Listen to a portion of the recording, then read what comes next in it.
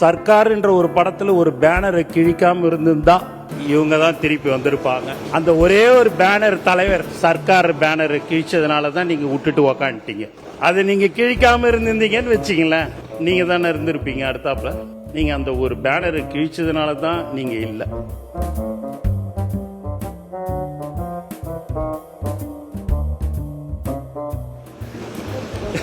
எங்க அண்ணன் சிரிக்கிறார் பாருங்க, கரெக்ட் தாண்டான்னு நினைக்கிற மாதிரி சிரிக்கிறார்.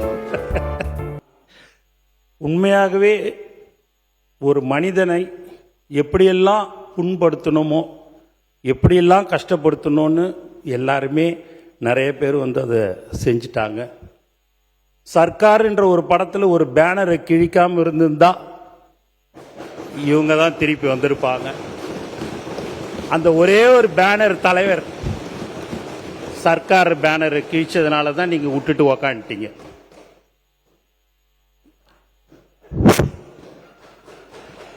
அதை நீங்க கிழிக்காம இருந்திருந்தீங்கன்னு வச்சுங்களேன், நீங்க தானே இருந்திருப்பீங்க அடுத்தாப்புல.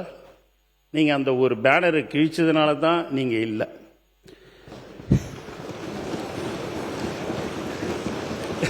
எங்க அண்ணன் சிரிக்கிறார் பாருங்க, கரெக்ட் தாண்டான்னு நினைக்கிற மாதிரி சிரிக்கிறார். ஏன் இப்படிலாம் சொல்றோம் அப்படின்னா, எங்களுக்கு தெரிஞ்சதெல்லாம் எங்கள் தலைவர் தளபதி, எங்களுடைய உயிர் மூச்சு நாடி அனைத்தும் தலைவர் தான். எங்களுக்கு வேற எதுவும் தெரியாது.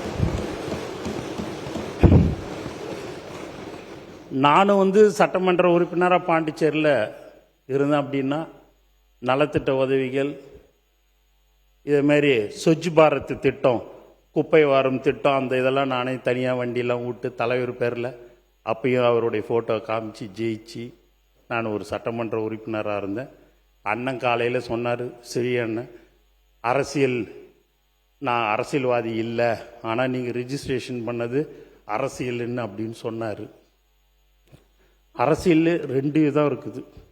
ஒன்று தூய்மையான அரசியல், ஒன்று இப்படி தாண்டா இருக்குது இந்த அரசியல்ன்றது தான்.